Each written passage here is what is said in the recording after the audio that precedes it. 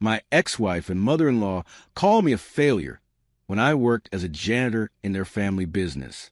The name's Sam Wilson, and I'm 42 years old with more life experience than I bargained for. 5 years ago, I was Silicon Valley's golden boy. Not quite launching rockets into space, but my code made things fly. Senior engineer at ByteLogic with stock options that made my financial advisor giggle. Corner office with that perfect view of the San Francisco skyline that made other devs walk by just a peek inside. You know those success stories they feature in Forbes? I was on my way there until I wasn't. Burnout doesn't hit you like a truck. It creeps in like fog on the bay. First, you're staying late to debug that one critical feature. Then you're chugging Red Bulls at 2 a.m.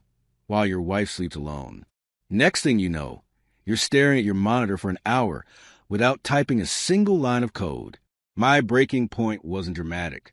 No office meltdown that would go viral on LinkedIn. I simply walked into my boss's office on a Tuesday morning, placed my laptop on his desk, and said I was done. Just like that. Mike, my boss, couldn't compute what was happening. His face cycled through confusion, anger, and something that looked like betrayal. The man actually yelled that I was throwing away the dream. The American dream, the Silicon Valley dream. Whatever dream had us all working 80-hour weeks while our souls slowly died inside ergonomic chairs. In my head, I was thinking something I didn't have the guts to say out loud. Dreams shouldn't smell like antidepressants and missed anniversaries.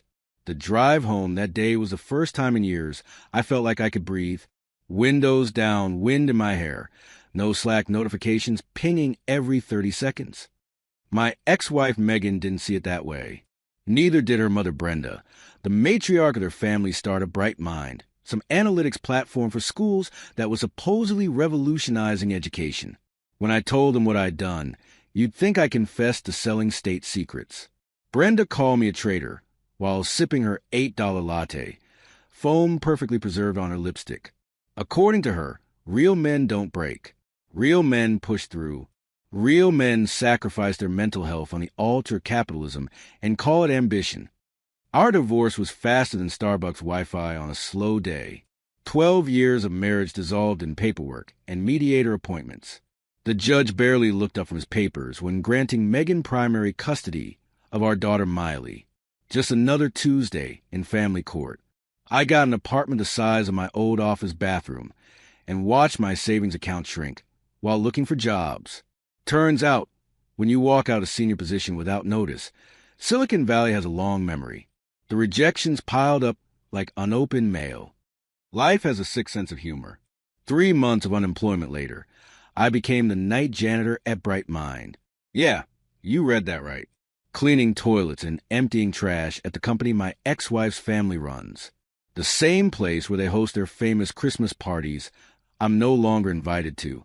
The night shift supervisor didn't recognize my name when I applied. Just another middle-aged guy with a decent resume gap, looking for any port in a storm.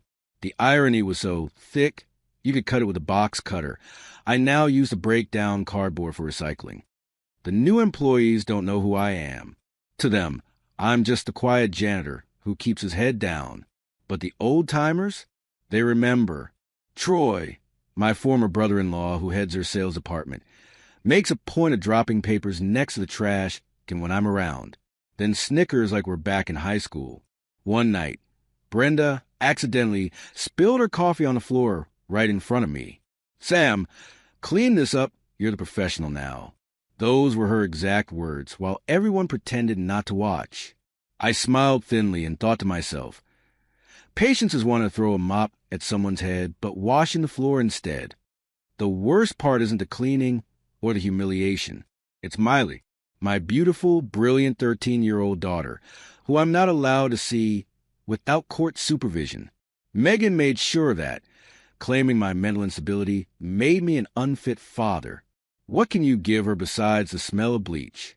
Those words still burn more than any cleaning chemical I work with. But I'm not giving up. Not on myself, not on Miley. Every night I show up, put on my uniform, and do the job with thoroughness that would impress my old engineering managers.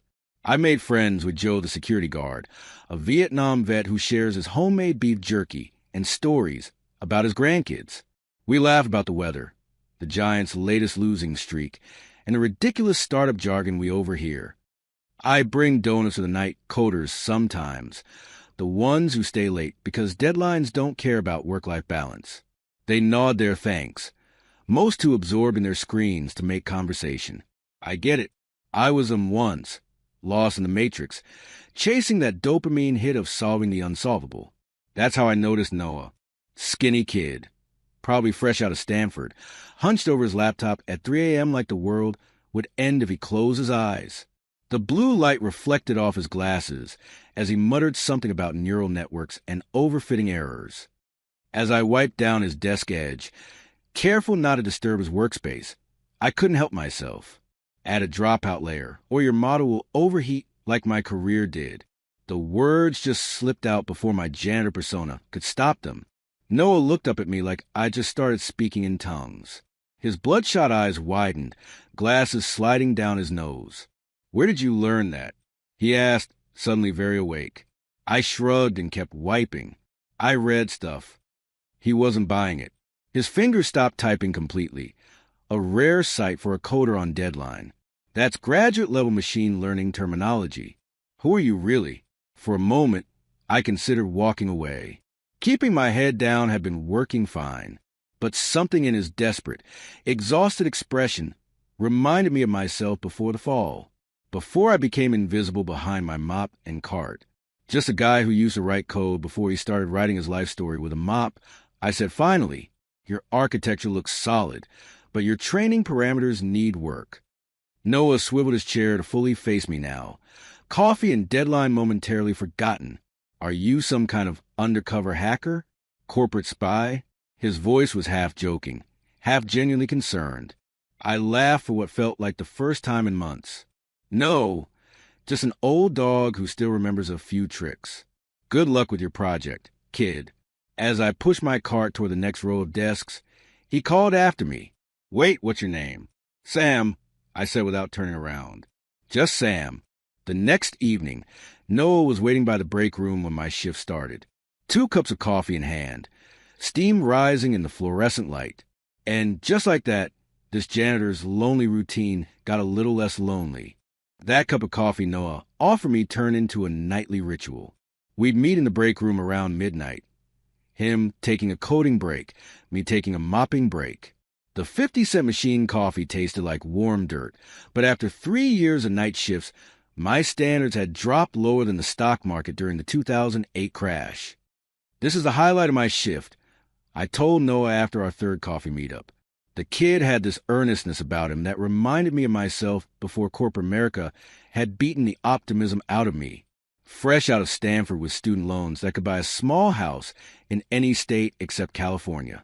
Noah wasn't just another code monkey churning out features for some soulless app. He was working on his graduate thesis project alongside his internship, an AI system designed to read emotional cues during Zoom calls. It would flag when employees showed signs of burnout anxiety or depression. The algorithm detects micro-expressions that humans might miss, he explained, showing me his laptop screen filled with matrices and training data. Like when someone says they're fine, but their face tells a different story for a split second. I couldn't help but laugh. "So, basically a digital BS detector for corporate America?" Noah grinned. "That's exactly it. Companies lose billions annually from employee turnover. If HR departments could identify who's about to burn out before they quit." "You could have saved my career," I said, only half joking. Over the following weeks, our midnight coffee breaks stretched longer. I'd finish my cleaning route faster just to have more time to talk code with Noah. It felt like finding an oasis after years in the desert. Suddenly, I was speaking my native language again instead of the simplified English I use with other janitors. Once, while explaining a particularly complex neural network architecture, Noah stopped and stared at me. "You really know your stuff, Sam. Where did you learn all this?" I sipped my coffee, considering how much to reveal. Back in another life, I published papers on TensorFlow that got cited at major conferences. before I burned out like a cheap toaster left plugged in too long. His eyes widened. Wait, Sam Wilson? The Sam Wilson who wrote Optimizing Convolutional Neural Networks for Real-Time Applications? That paper basically got me through my undergrad AI course. The recognition in his eyes was both gratifying and painful, like seeing an old photograph of yourself when you were healthy and happy. Everything passes, I told him, but code is eternal. Someone somewhere is probably still using my libraries. Noah shook his head in disbelief. Dude, what happened? How did you end up? He gestured at my janitor uniform, too polite to finish the sentence.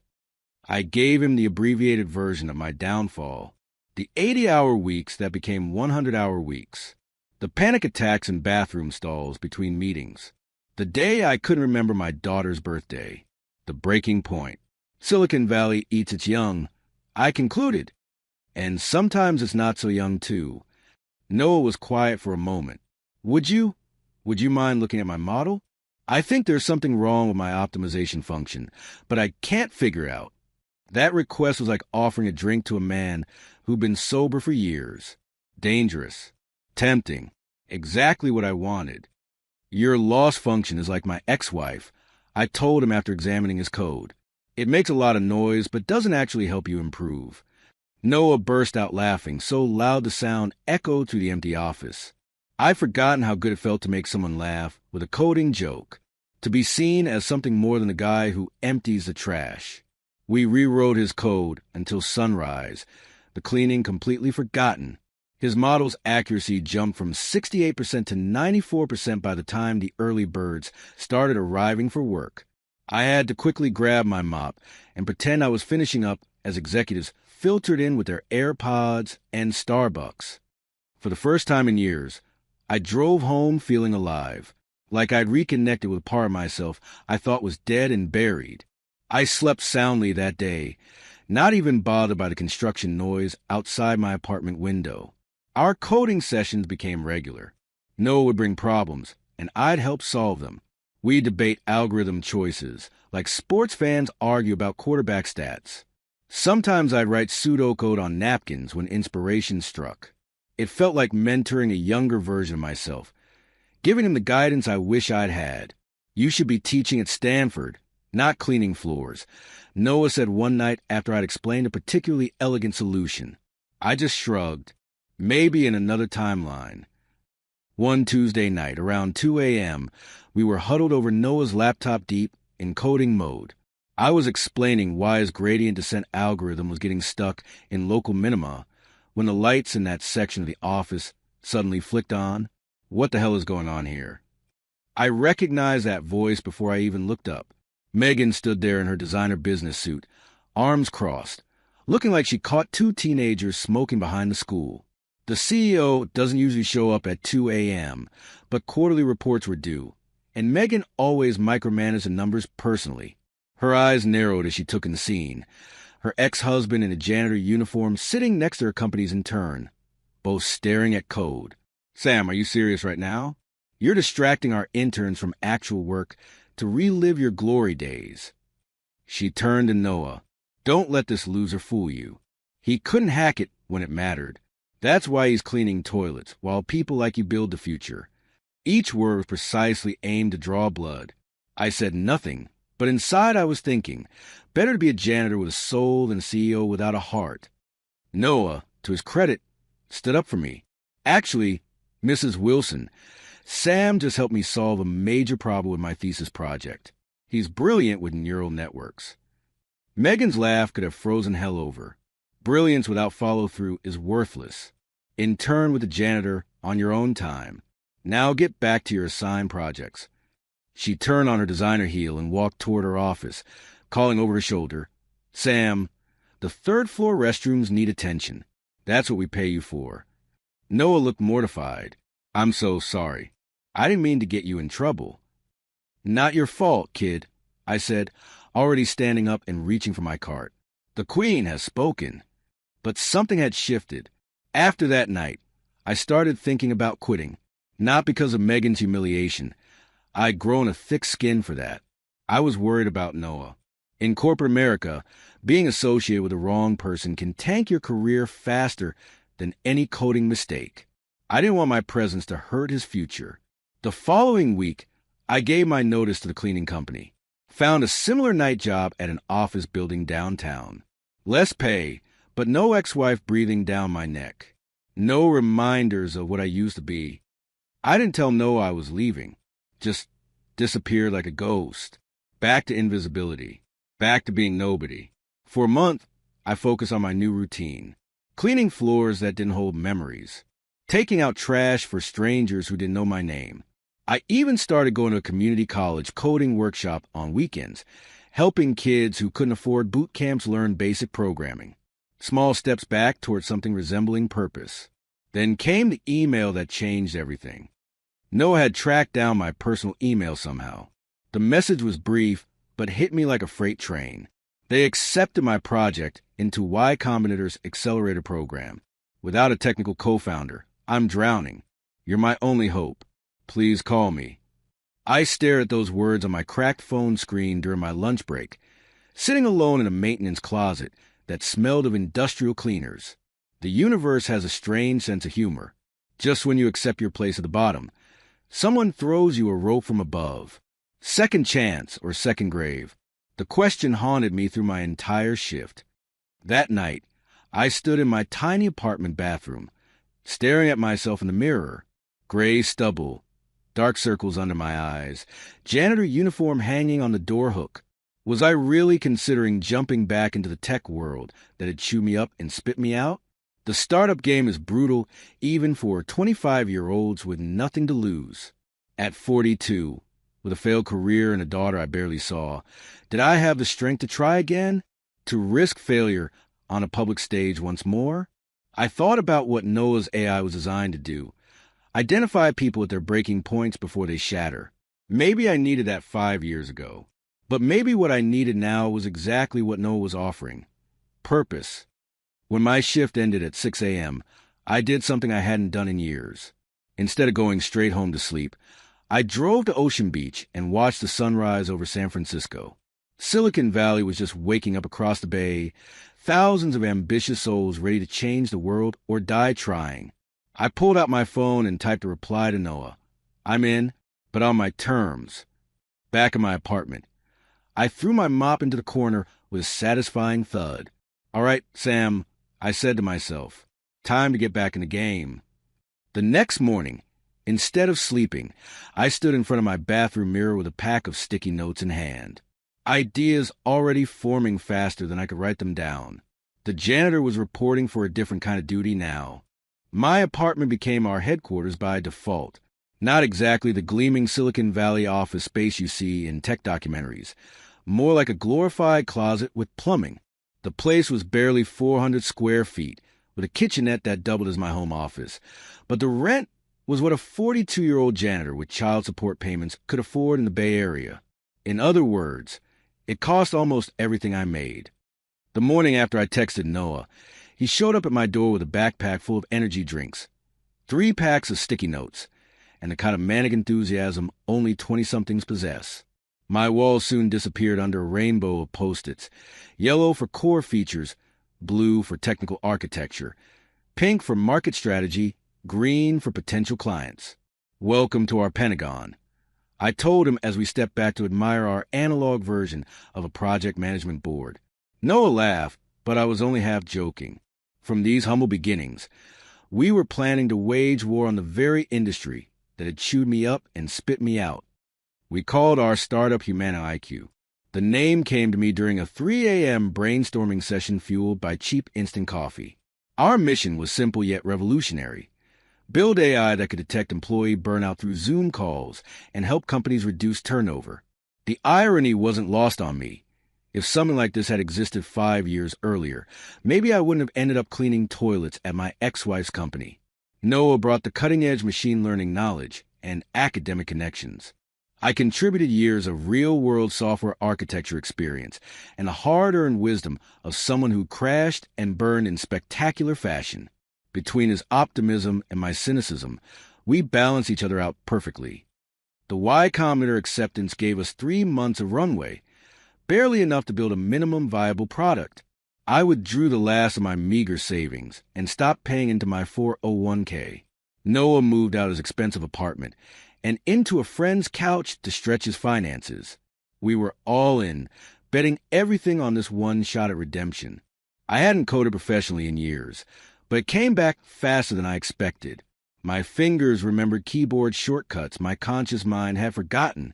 The satisfaction of solving complex problems through elegant solutions returned like an old friend. For the first time since my breakdown, I was working 12-hour days again, but this time, it didn't feel like a prison sentence. This time, I was building something I actually believed in.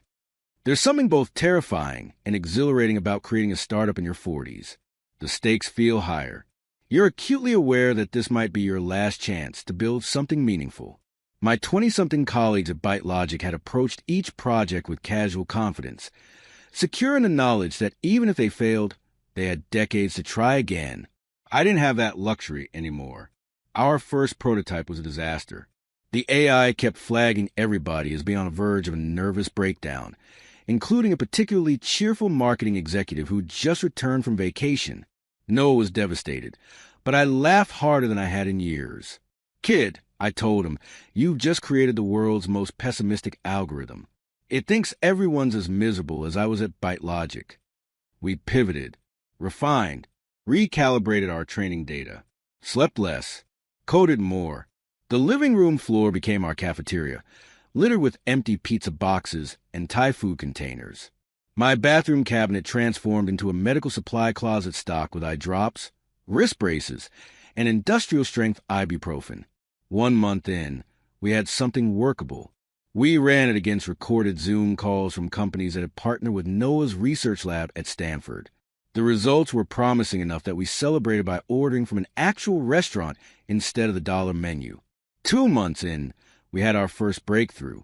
The system analyzed a series of team meetings and flagged a marketing manager named John as showing significant signs of burnout, recommending the company offer him time off before he quit. 2 weeks later, John submitted his resignation. That night, we splurged on a celebration dinner at Pizza Hut. Not exactly champagne and caviar, but it was all our bootstrap budget could afford. The plastic booth and fluorescent lighting couldn't dampen our spirits as we demolished a large pepperoni between us. I'll never forget how Noah raised his paper cup of Diet Coke, like it was fine champagne, to predicting human suffering before it happens. He toasted with a grin. I clinked my cup against his. And to second chances for washed-up engineers. The waiter probably thought we were insane, laughing so hard over pizza and soda like we just won the lottery. In a way, we had. Demo day at Y Combinator approached faster than a deadline at my old job. We practiced our pitch until we could recite it in our sleep. Noah would handle the technical explanation, while I focused on the market potential and our execution strategy. The kid was brilliant with code, but turned into a stammering mess when speaking to potential investors. I, on the other hand, had pitched to board members and VCs in my previous life. Some skills you never lose, even when everything else falls apart. Our 5-minute presentation felt like stepping into a time machine. There I was, back in the arena I thought I'd left forever, wearing my one decent suit purchased from a discount outlet. The difference was at this time, I believed in what I was selling. This wasn't some soulless product designed to maximize engagement metrics or harvest user data. This was something that could have saved me and countless others from hitting rock bottom. The response exceeded our wildest expectations. 3 venture capital firms expressed interest on the spot. By the end of the week, we had multiple term sheets to consider. We eventually partnered with Horizon Ventures, a mid-sized fund out of San Diego that specialized in AI startups. Their $2 million seed investment seemed like all the money in the world to a guy who'd been counting quarters for laundry just months earlier. Suddenly, we had an actual office in a co-working space. Business cards with fancy titles. A small team of engineers and data scientists who looked at me, the former janitor, with respect when I spoke about system architecture and scaling challenges. The imposter syndrome was overwhelming at first. I kept expecting someone to hand me a mop and tell me to get back to work. Our first clients were small businesses with tight budgets and high turnover: dental offices, real estate firms, marketing agencies. They couldn't afford the massive HR infrastructure of tech giants, but suffered proportionally more when key employees quit.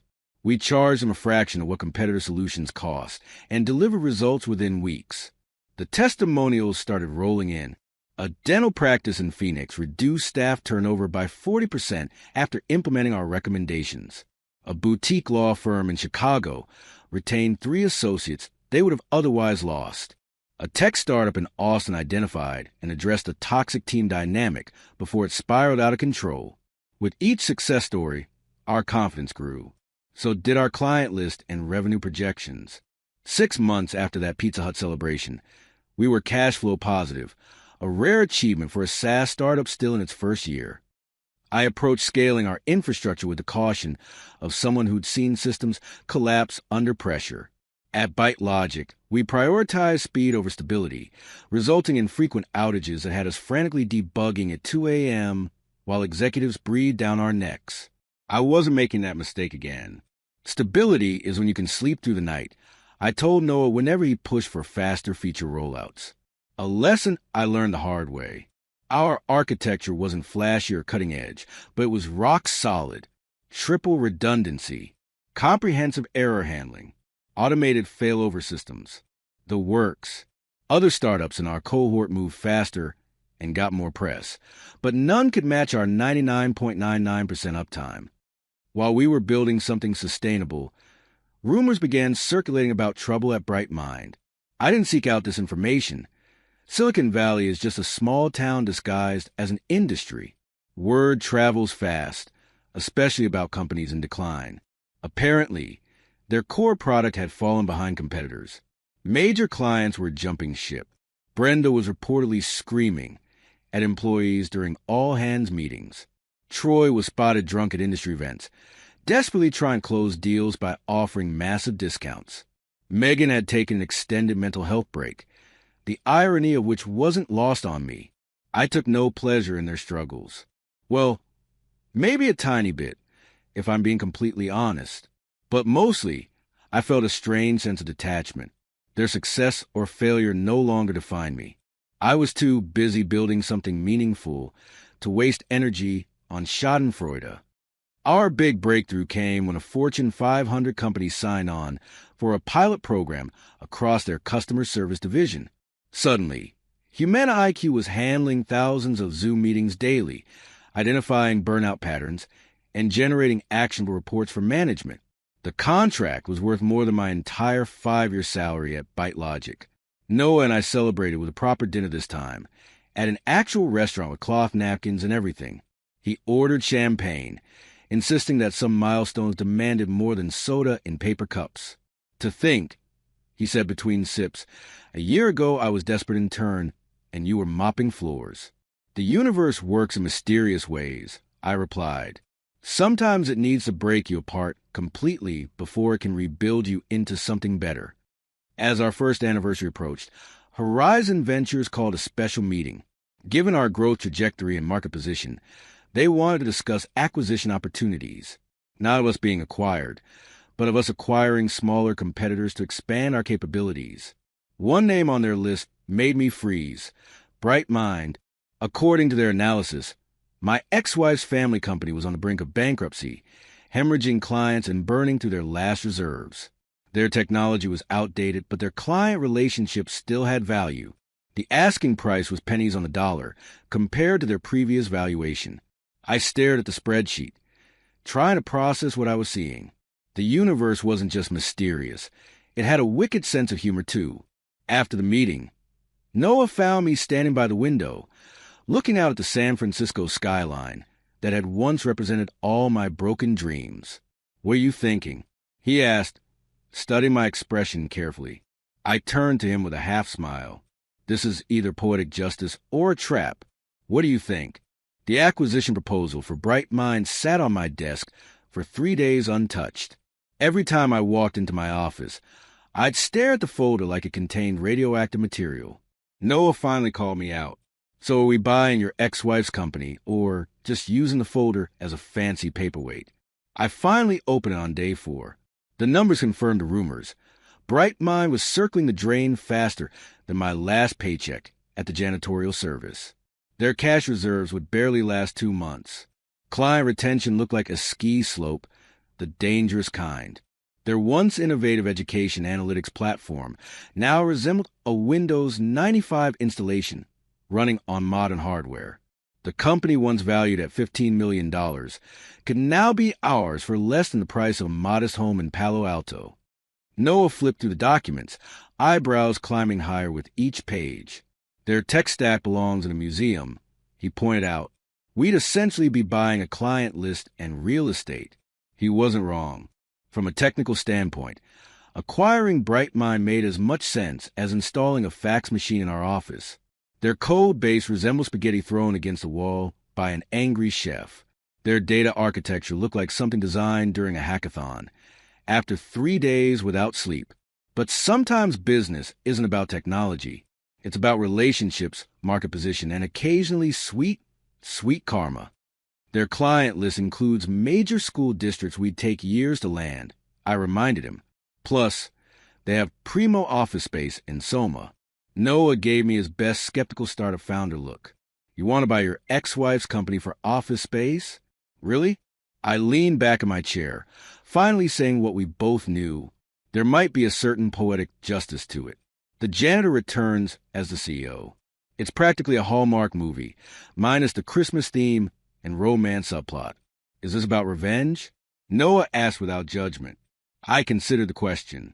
2 years ago, absolutely. But after enough time cleaning toilets, you either learn humility or lose your mind.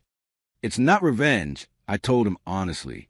It's redemption, and maybe a tiny bit about proving them wrong. But mostly, it's just good business with a side of personal satisfaction, like finding a 20 in your winter coat pocket.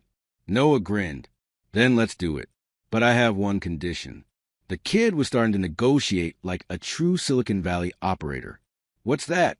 You take the CEO title this time. No more hiding in the code. I've been serving as CTO at Humana IQ, staying safely in the background while Noah handled the spotlight. It was comfortable there among the servers and algorithms that never judged me for my past failures. But he was right. It was time to stop hiding. The negotiations lasted 2 weeks. Brenda and Troy fought desperately, like two captains trying to salvage dignity from a sinking ship. I remained patient but firm, channeling my inner Zen janitor. They needed this deal more than we did, and we all knew it. We structured an asset purchase to cherry-pick the valuable parts of Brightmind, their clients, their office space, their brand name, which still carried weight in educational circles. We offered positions to their engineers and customer success team, but made it crystal clear new management was coming. The final sticking point was my role. When our attorneys outlined the new management structure with me as CEO, Brenda nearly choked on her $8 latte. Absolutely not. She sputtered. Sam Wilson cannot run this company. He's mentally unstable. He'll probably have another breakdown and disappear again. He was our janitor, for heaven's sake. Our lead investor from Horizon Ventures leaned forward, fixing Brenda with a stare cold enough to freeze hot coffee. Ms. Phillips, Humana IQ is acquiring Brightmind, not merging with it. You're 3 weeks from bankruptcy.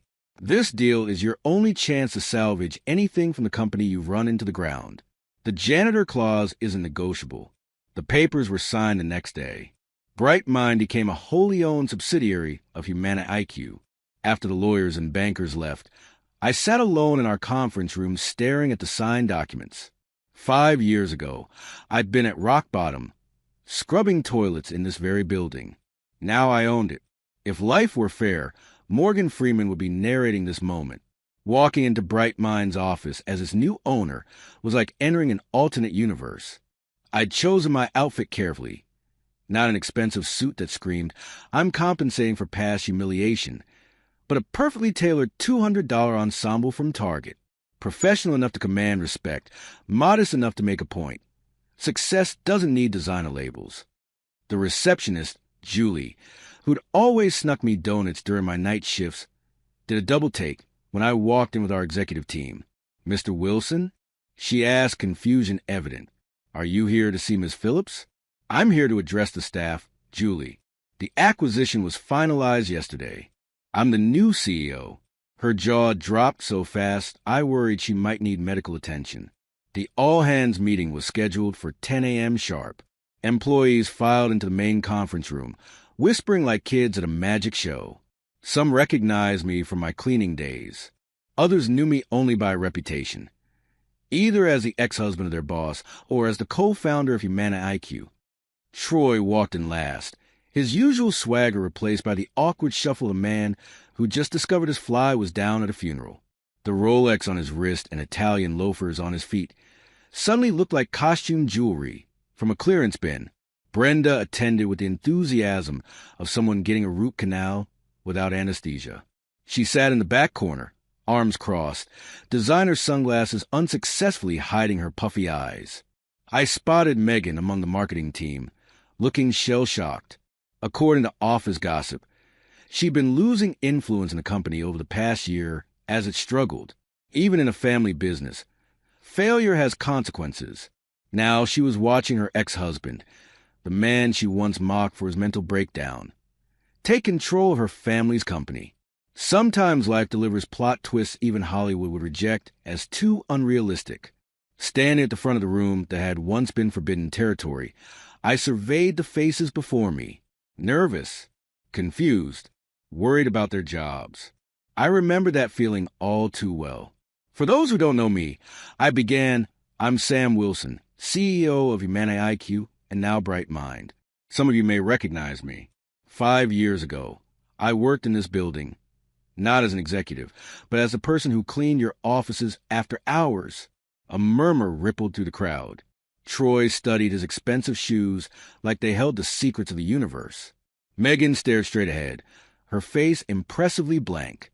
Brenda looked like she was contemplating creative ways to commit homicide with office supplies. This acquisition isn't about settling old scores, I assured them, which was mostly true. It's about combining complementary strengths. Bright Mind still has valuable client relationships in education. Humana IQ brings cutting-edge AI technology. Together, we can build something greater than either company could achieve alone.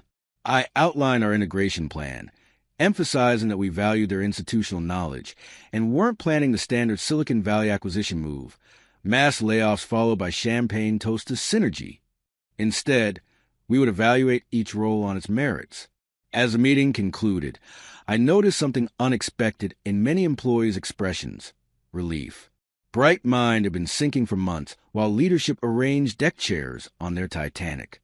Our intervention represented a lifeline to many, even if it came with the awkward twist of the former janitor becoming their boss. After the all-hands, I took a solitary walk through the office. These hallways held so many memories, most involving a mop and the sting of humiliation. The corner where Troy once accidentally spilled an entire big gulp just as I finished mopping. The executive bathroom where Brenda would leave passive-aggressive notes about cleaning standards. The kitchen where Megan had pretended not to recognize me in front of her colleagues. I stopped at that kitchen now. Someone had placed a whiteboard on the wall for office announcements and lunch theft accusations. On impulse, I picked up a marker and wrote, "Cleanliness isn't just about floors. It's about how we treat each other." A voice behind me chuckled. I turned to find Joe, the security guard who'd shared his homemade beef jerky during my lowest days. "Always knew you were a king, Sam, just without a crown," he said, nodding at my message. "Good to see you back where you belong." We chatted briefly about his grandkids and upcoming retirement.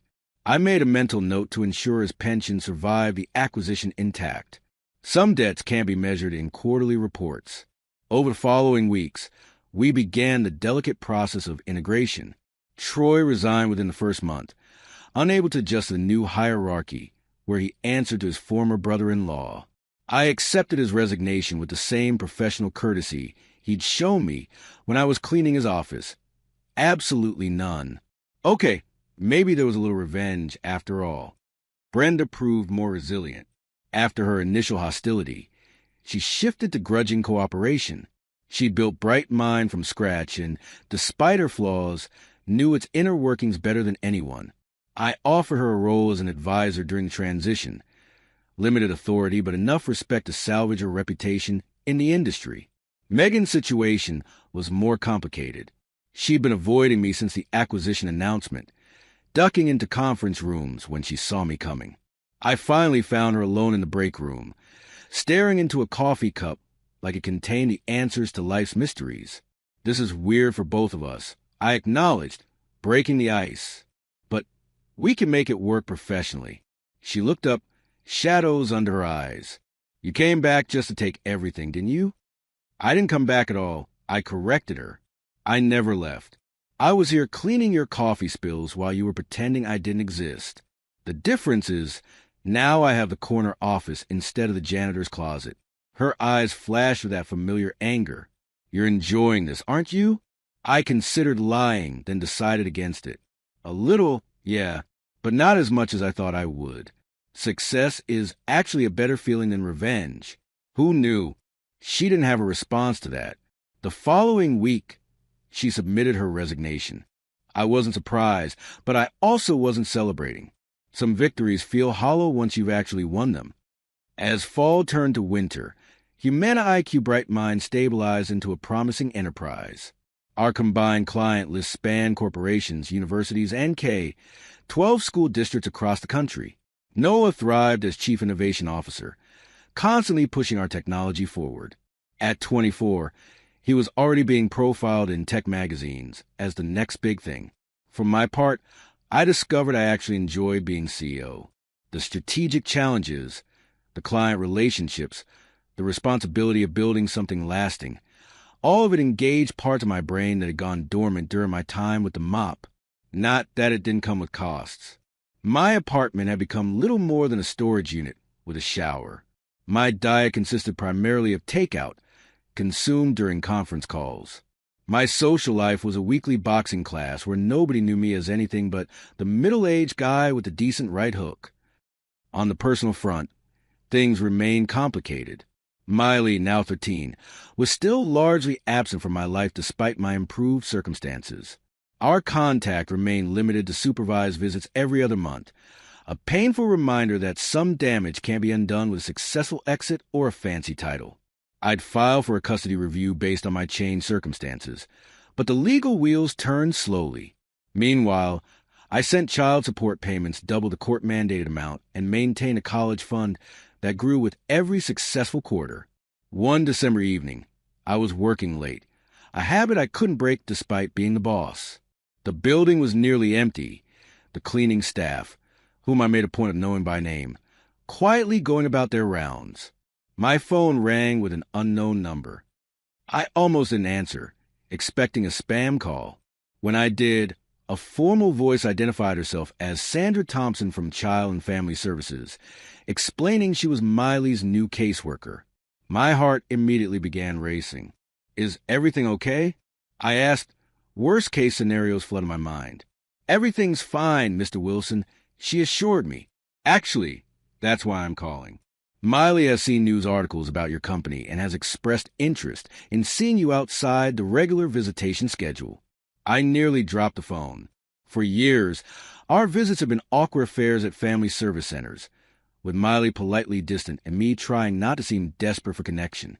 The thought that she'd initiated contact felt like winning the lottery after years of buying tickets. The caseworker continued.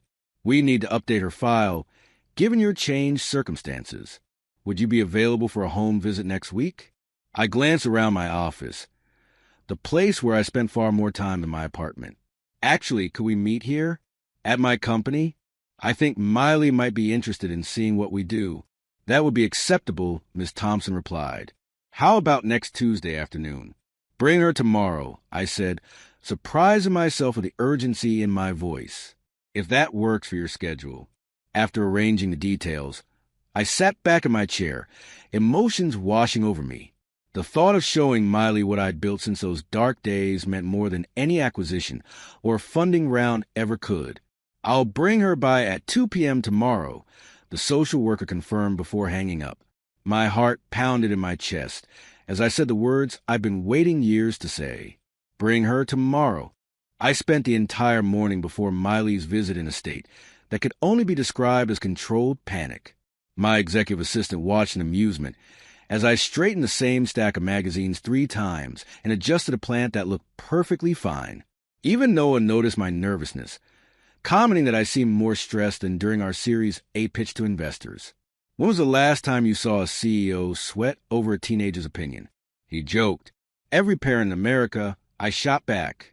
Investors can only take your money. Kids can take your heart. At precisely 2 p.m., my assistant buzzed to let me know they had arrived. I took a deep breath, straightened my tie one last time, and stepped into the reception area to find Ms. Thompson, a professional-looking woman in her 40s, standing beside Miley. My daughter had grown at least 3 inches since our last court-supervised visit 6 months ago. Her braces were gone, replaced by a perfect smile that triggered an ache of missed moments. She wore jeans, white sneakers, and a hoodie with some band logo I was too old to recognize. Her hair was shorter than I remembered, styled in a way that made her look older than 13, more like a young woman than the little girl who used to ride on my shoulders. For a moment, we just stared at each other across the reception area. All my rehearsed greetings vanished from my mind. 5 years of separation, of supervised visits in sterile family service centers, of missed birthdays and school events, all of it hung in the air between us. Ms. Thompson broke the awkward silence with professional efficiency, explaining that this was an informal visit to update their files given my changed circumstances. As she spoke, Miley's eyes wandered around the modern office space, taking in the glass walls, open work areas, and the Humana IQ logo displayed prominently behind the reception desk.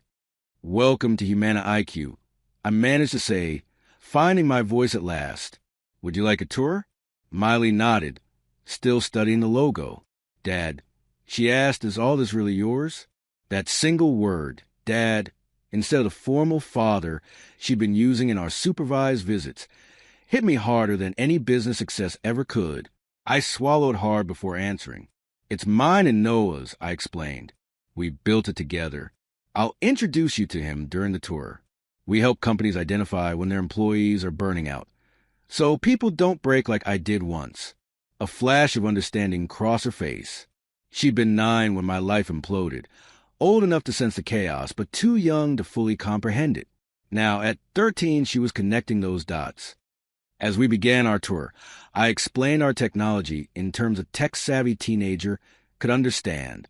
How our AI analyzed facial expressions and speech patterns in video calls to detect early signs of burnout and stress. How we help companies create healthier work environments instead of burning through employees like disposable resources. Miley absorbed everything with remarkable intensity, asking questions that showed she'd inherited my analytical mind. Ms. Thompson followed quietly, taking occasional notes but giving us space to interact. In the development area, I introduced her to Noah, who charmed her instantly with his enthusiasm and lack of condescension. He showed her some of our code, explaining the machine learning models in a way that respected her intelligence without overwhelming her. "That's so cool," Miley said, her eyes lighting up. "We're learning basic coding in school, but nothing like this." Noah grinned. "Your dad's a real genius behind our algorithms. He can make neural networks dance like nobody else." I could see Miley reassessing me in real time. The father she knew had vanished into depression and janitorial work. The man standing before her now was designing advanced AI systems that major companies were paying millions to use. The cognitive dissonance was written across her face. In my office, she noticed a framed photo on my desk, one of the few personal items in the space. It showed a much younger Miley, maybe 6 years old, sitting on my shoulders at a beach. I'd kept it through everything. The breakdown, the divorce, the years of cleaning other people's messes. It was my reminder of what I'd lost and what I was fighting to regain. She picked it up, studying it like an artifact from another civilization. "I don't even remember this day," she admitted. "California coast," I said softly. "You built a sand castle, so big you refused to leave when the tide came in.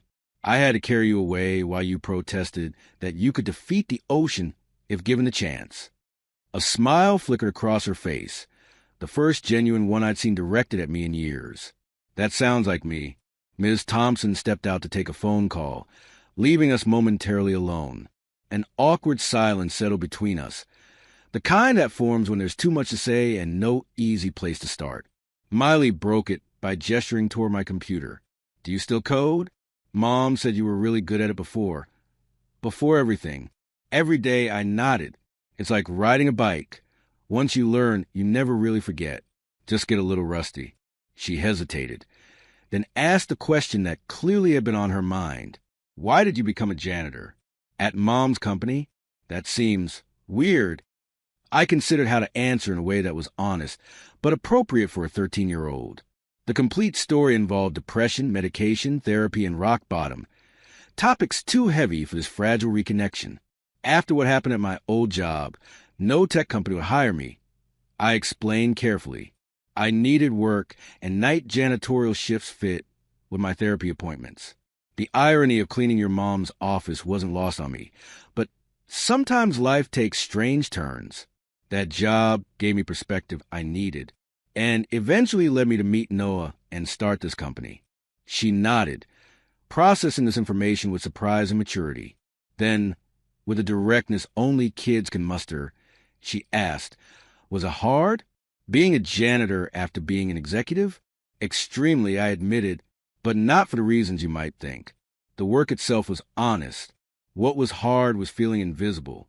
People look right through the person cleaning their office. They forget you're human.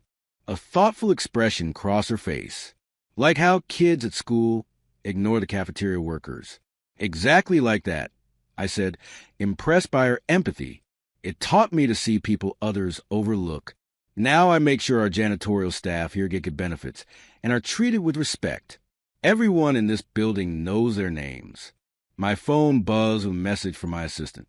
Miss Thompson had been pulled into a longer call and suggested we continue our visit while she wrapped up her discussion, suddenly finding ourselves with unexpected freedom.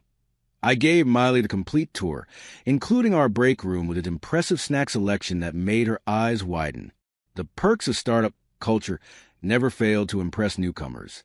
"I wish my school had this much candy," she observed, carefully selecting a chocolate bar with the deliberation of a wine connoisseur. As we returned to my office, her gaze kept returning to my dual-monitor setup, running our development environment. Finally, she couldn't contain her curiosity any longer. "We're learning Python at school," she mentioned casually. "It's my favorite class." I tried to hide my delight at this revelation. Like father, like daughter. "Is that right? How's it going?" She shrugged with practiced teenage nonchalance. "It's pretty easy, actually. I built a game that beat my teacher's example. He said I had natural talent. The pride that swelled in my chest was almost painful. I'd missed so many moments to be proud of her, so many opportunities to encourage her growth. Now here she was, following in my footsteps without my guidance. "I'd love to see her code sometime," I offered, trying not to sound too eager. She hesitated, then asked a question that would change everything. "Do you think could I have a laptop to code on? A real one, not just the school Chromebooks? Mom says they're too expensive for something I might lose interest in." The opportunity to contribute something meaningful to her life, to support a passion we shared, felt like a gift I didn't deserve. I maintained a neutral expression, but inside, I was already planning specifications and programming environments. "Tell you what," I said, "if you're serious about learning, I'd be happy to get you set up with a proper development machine. But only if you promise not to burn yourself out like your old man once did." Her face lit up with such hope that it nearly broke me. "Really? You do that?" "Of course," I replied, as if I hadn't just been handed the most precious second chance imaginable. "That's what dads are for." Before she could respond, there was a commotion in the reception area. Raised voices echoed down the hallway, one of them unmistakably Brenda's. My former mother-in-law had apparently chosen this exact moment to make an unscheduled appearance at the office. Miley tensed, recognizing her grandmother's voice. This day just keeps getting more interesting, I thought, leading her back toward reception. We found Brenda engaged in a heated discussion with my assistant, who was valiantly trying to explain that I was unavailable for drop-in visits. When Brenda spotted me with Miley, she froze mid-sentence, her designer handbag dangling from her arm like an expensive exclamation point. "Samuel?" She sputtered. "And Miley? What is going on here?" Miley shifted uncomfortably beside me, clearly caught between family factions. I placed a reassuring hand on her shoulder. Ms. Thompson from Family Services brought Miley for an official visit. I explained calmly. "We're just finishing up a tour. What can I help you with, Brenda?" My former mother-in-law collected herself with visible effort, adjusting her expression from shock to businesslike efficiency. "I need to discuss the Robertson School District account with you. They're threatening to leave us for ambient learning." She meant us, of course. The royal us. The one that still included her in the power structure despite all evidence to the contrary. "I'll have my assistant schedule time tomorrow," I replied professionally. "Right now, I'm with my daughter." The emphasis on those last two words wasn't subtle. Brenda's eyes narrowed as she assessed the situation, calculating angles like the shrewd businesswoman she'd always been. With a tight smile that didn't reach her eyes, she looked at Miley.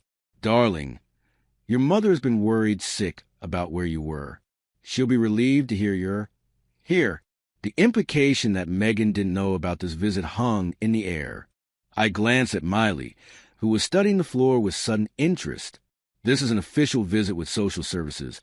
I clarified for Brenda's benefit. Everything is above board. Brenda wasn't ready to concede the moment. Her gaze swept over me, taking the tailored suit and corner office. Visible evidence of my resurrection from professional death. "You know, Samuel," she said with false sweetness, "we always knew you had potential. If you just stuck it out at Bite Logic instead of having your episode." The audacity was almost impressive. Rewriting history was a Phillips family specialty, it seemed.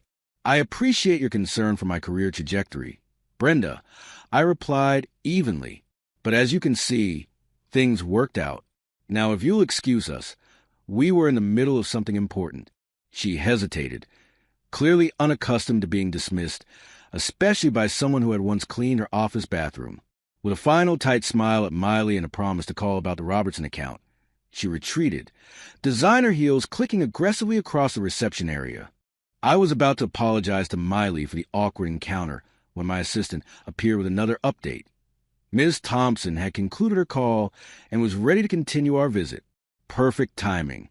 As we rejoined the social worker, Miley seemed quieter, processing the undercurrents of adult tension she'd just witnessed. Ms. Thompson, sensing the shift in mood, suggested we wrap up the visit with a brief discussion about next steps. In my office, she reviewed her notes while Miley examined the view of San Francisco from my window. "Based on today's observations and your changed circumstances, Mr. Wilson, I'll be recommending a modification to the visitation schedule. Would you be open to unsupervised visits, perhaps starting with weekends?" The question hit me like a physical force. This was what I've been working toward for years. The chance to be a real father to Miley again, not just a court-appointed visitor in her life. "Absolutely," I managed to say, fighting to keep my voice steady. "I'd be honored." Ms. Thompson nodded, making another note. "And what about you, Miley? How would you feel about spending more time with your father?" My daughter turned from the window, her expression thoughtful. "I like that," she said simply, "especially if I can learn more about coding. And maybe see where he lives." The casual request to see my home, to enter my personal space, felt monumental, like being handed trust one wasn't sure I'd earned yet. "Of course," Ms. Thompson agreed. "We'll start with day visits and move forward from there. I'll file the recommendation this week." As they prepared to leave, Miley hesitated by my desk, eyes on the framed beach photo again. Almost impulsively, I took it from its place and handed it to her. "You should have this," I said. "I've kept it long enough." She took it carefully, studying the image of her younger self and the father she barely remembered from before everything fell apart. "Thanks, Dad." After they left, I sat in my office alone, staring at the empty space where the photo had been for years. Something had shifted today. A door had opened that I'd feared would remain locked forever. Noah found me there, lost in thought. He waved a hand in front of my face. "Earth to Sam. How'd it go with your daughter?" I looked up at my young business partner who had, in many ways, saved me from obscurity. "She wants to learn Python. I told him with a mixture of pride and disbelief, and she called me Dad. The following weeks brought changes I barely dared to hope for. The court-approved unsupervised visitation. I took Miley shopping for her laptop, a top-of-the-line development machine that made her eyes widen when she saw the specifications. We spent a Saturday setting it up together, installing programming environments and developer tools. I showed her tricks and shortcuts I'd learned over decades in the field, watching her absorb everything with remarkable speed. One unexpected Sunday afternoon, my assistant called to inform me that Megan was in reception, insisting on seeing me immediately. I'd been avoiding this confrontation since the acquisition, but maybe it was time. She stormed into my office like a Category 5 hurricane, all familiar fury and indignation. The same expression I'd seen the day I'd walked away from Byte Logic. "You're unbelievable, Sam," she began without preamble. "Using your newfound success to buy your way back into Miley's life? Bribing her with expensive computers?" I let her finish her prepared speech about my manipulations and questionable parenting before responding. The Sam Wilson who had crumbled under her criticism years ago no longer existed. "I didn't buy my way back into her life, Megan," I said calmly. "I earned my way back by rebuilding myself. The laptop supports her interest in coding, something we share. Something you could have told me about." She deflated slightly, her righteous anger meeting the immovable object of my calm certainty. After a long pause, she asked a question that seemed to actually be bothering her. "Why are you so different now?" The answer came easily. "Because I know who I am. Both the guy who wrote code that launched satellites and the guy who mopped floors at midnight. Both are me. Both have value." A week later, the final piece of my impossible comeback fell into place. Brenda appeared in my office doorway, her usual confidence diminished but not extinguished. "I need a permanent position, Samuel," she admitted with visible difficulty. "The transition advisory role is ending, and no one else will hire me after what happened with Bright Mind." I considered her request. The woman who had called me mentally unstable, who had mocked my breakdown and my janitorial position, now needed my help to secure her future. The irony was almost too perfect. "I'm afraid we don't have any executive positions available, Brenda," I said evenly. "But I did notice you looking down on our janitorial staff last week. The cleaning team has an opening. The mop is available, if you want to show what you're capable of." Her face flushed with anger and humiliation. "Is this your revenge, Samuel? Making me clean toilets?" I shook my head. "This is reality, Brenda. The same reality I faced when no one else would hire me. The same work you once considered beneath human dignity when I was doing it. The choice is yours." She left without another word, her Louboutins clicking down the hallway for the last time. I didn't expect to see her again, and I was at peace with that. Some lessons people choose not to learn. That evening, as I left the office, I passed Joe, the security guard, now working reduced hours as he eased into retirement. He gave me his usual nod and warm smile. "They always said you were just a cleaning guy, Sam," he observed. But I told them, even with a mop in his hand, that man is building something bigger than all of you. I smiled, thinking about Miley's upcoming weekend visit and the Python project we were planning to work on together, about second chances and the long arc of redemption. They said I was just a janitor. I agreed. But even then, I knew I was building something more important than clean floors. I was rebuilding myself. And some things once properly rebuilt last a lifetime. Joe nodded sagely. Patience is its own reward. As I walked to my car in the fading San Francisco sunshine, I reflected on the strange, circuitous path that had brought me here. From coding superstar to rock bottom. From invisible cleaner to CEO. From absent father to dad again. Sometimes the longest way around is the only way to arrive exactly where you need to be.